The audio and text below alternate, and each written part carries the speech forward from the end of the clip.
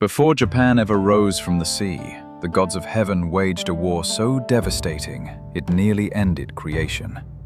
This is the story the emperors never wanted you to hear. The realm above the clouds.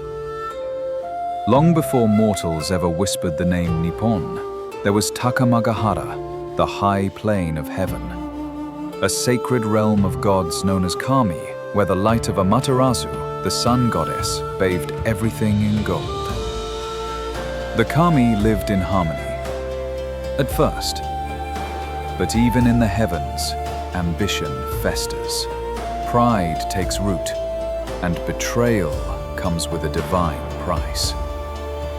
This is not the story from your schoolbooks. This is the hidden war between gods, a tale of jealousy, exile, and vengeance. A war that shaped Japan long before the first shrine was built. Amaterasu and the spark of rivalry. Amaterasu, or Mikami, the radiant goddess of the sun, ruled Takamagahara with unmatched wisdom. Her light gave life to the world below, and the Kami revered her. But her younger brother, Susanoo no Mikoto, god of storms, chaos, and the seas, could not stomach her perfection. He was wild, unpredictable, born of the same divine parents but always treated like the lesser. Where Amaterasu brought order, Susanoo brought disruption. Where she inspired peace, he stirred storms. One day, banished from heaven for his erratic behavior, Susanoo climbed to Takamagahara for a final goodbye. But the gods feared his presence. He tore apart rice fields, flung filth into temples, and in a fit of divine rage, hurled a flayed horse into Amaterasu's sacred weaving hall, killing one of her handmaidens. Amaterasu, horrified, sealed herself in the cave of Amano Iwato, plunging all realms into darkness. The gods begged, pleaded, and performed bizarre rituals to lure her out. It was Amano Uzume, the goddess of mirth, who danced wildly until the other gods laughed so hard that Amaterasu peeked out, curious. That curiosity saved the world. But Susanoo's punishment had only just begun. The exile of Susanoo. Cast out from Takamagahara, Susanoo fell to the mortal realm, to the land of Izumo, where gods rarely tread. Here, he met a grieving couple who had lost 7 daughters to a monstrous serpent. Yamata no Orochi. An 8-headed dragon with eyes like pools of blood and a body so massive it could coil across mountains. Their final daughter, Kushinada, would be devoured next. Susanoo saw an opportunity. Redemption. He promised to slay the beast in exchange for Kushinada's hand. He transformed her into a comb and tucked her into his hair.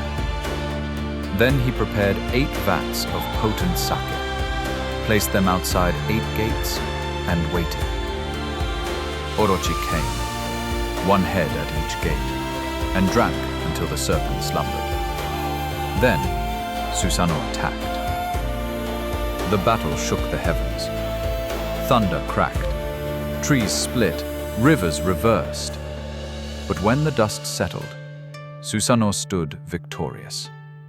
And from Orochi's tail, he drew a legendary sword, Kusanagi no Tsurugi. He would send it to Amaterasu as a peace offering. But peace was not meant to last. Tsukuyomi's betrayal. Not all divine wounds could be healed. Tsukuyomi, god of the moon and Amaterasu's estranged brother, watched from the shadows. He had once been her equal, created alongside her to rule the night. But when he murdered Ukemochi, the goddess of food, for creating sustenance in disgusting ways, Amaterasu banished him.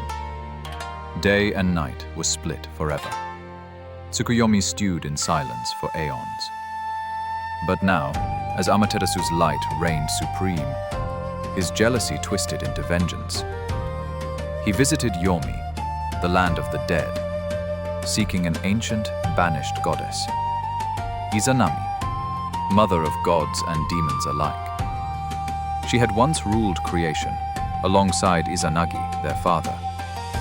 But Izanami was betrayed, left to rot in the underworld. Now, her touch brought decay.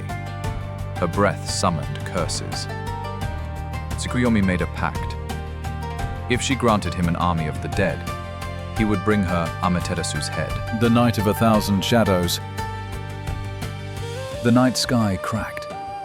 Dead kami marched across the firmament, an army of ash and vengeance led by Tsukuyomi and the corrupted spirit of Izanami. Takamagahara trembled. Susanoo, sensing the cosmic shift, returned from exile to stand beside his sister. The gods, once divided, now stood united. But the heavens had never known war like this. Lightning clashed with shadow. Storms raged across the skies as undead kami met celestial guardians in a battle that tore stars from the sky.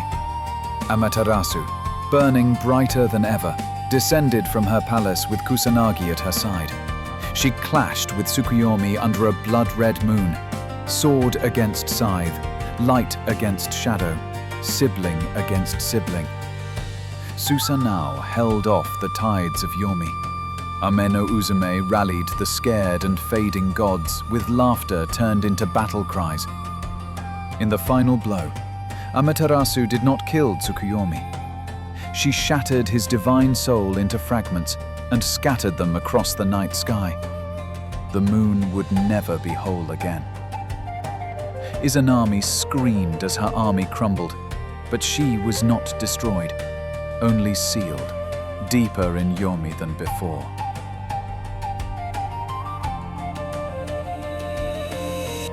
When the dust settled, Takamagahara was forever changed.